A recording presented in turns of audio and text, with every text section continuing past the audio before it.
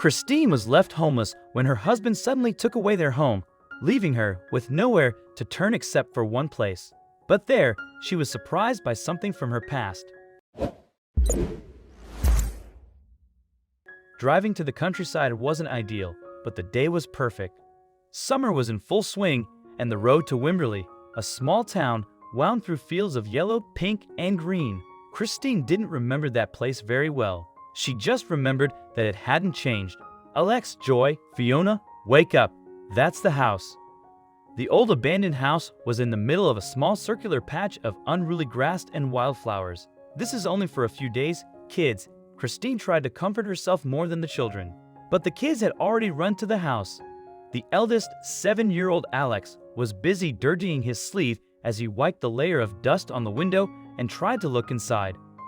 5-year-old Joy and 3-year-old Fiona were trying to pick tiny wildflowers from the bushes. Christine looked at them with apologetic eyes. Maybe I could have adjusted some more with Harold. Maybe my kids would still be living in their clean and comfortable house instead of here in the middle of nowhere.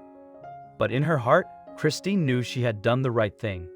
9 years of marriage may seem long, but it was too short to go through every significant marital problem known to man. When she married Harold, he was already a successful businessman. He had big dreams, and Christine fell in love with his passion and outspokenness. Little did she know that Harold would put the business and people's jobs at stake a year into their marriage. She felt shocked and cheated when she learned of Harold's gambling addiction. Christine stepped up when he was on the verge of losing every last asset of his business to his addiction. She was no businesswoman, but she came from a wealthy family, so she offered her entire inheritance to save the company. Maxwell Media would have shut down years ago if it wasn't for her. Shortly after Joy was born, Christine learned that her husband had taken on a new vice, drinking. She remembered how the loud parties and drink conversations would startle baby Joy awake. Christine had confronted Harold several times about his addictions, but he shrugged her away as hormonal or demanding. Christine thought that things would change with the birth of their third child. Harold seemed happier for a while, and the parties were less frequent too. However, she soon found out the real reason for this change. Harold was having an affair. That was the last straw.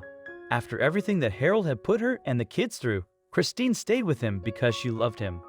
When she confronted Harold about the affair, he didn't even flinch while confessing to it. "Why am I still in this marriage if I am unloved, after I gave you 3 children?"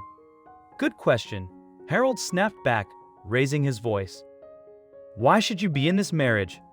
Why should you be in this home if you are unloved? You know what? Pack your things and leave." Also, if you've not done so already, please subscribe to our channel and click that notification bell to get inspired by these animal stories every day. Now, back to the story. "How can you say that?" "Oh, I mean it. You are asking me to change, but the truth is you cannot live without my wealth. I know you have no money or property left, so leave, and take your 3 beautiful children with you. Let me see how you survive."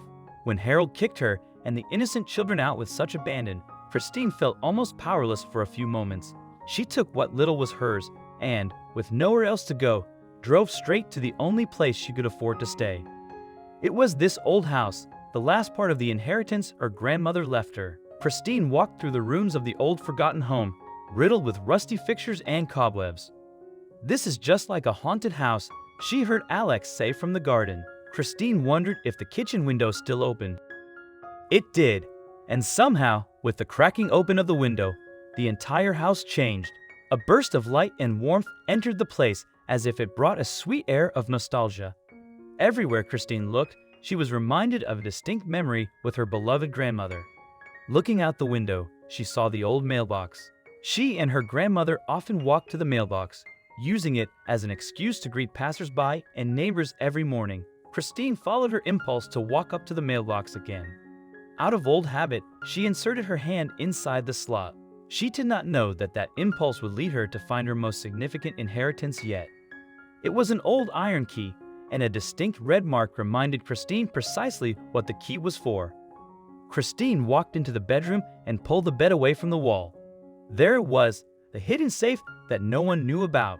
It would be fun to find any of Grandma's old love letters or recipes here, she thought. It was a bit of a struggle, but the safe door finally opened, and Christine was not prepared for what she saw. The safe was overflowing with jewelry, blocks and ornaments of gold, silver, and precious stones. Christine gasped as she carefully pulled out one piece after the other as if the safe were a bottomless treasure chest. One piece caught Christine's attention. It was the giant pendant her grandmother always wore. In fact, that was the only jewelry Christine had ever seen her grandmother wearing. Who knew she had an entire treasure chest full of it? When Christine opened the pendant, she expected to see a picture of her grandparents, but instead discovered a photo of herself on one side. The other side had an inscription that read, "For my dear Christine, this shall pass as well." Christine felt as if her grandmother was speaking to her with the kindest and wisest words she had heard in a while. She took a deep breath and located her children, Alex, Joy, and Fiona, still playing in the garden. Their faces lit up by the sunlight streaming down. Their future now appeared bright and happy.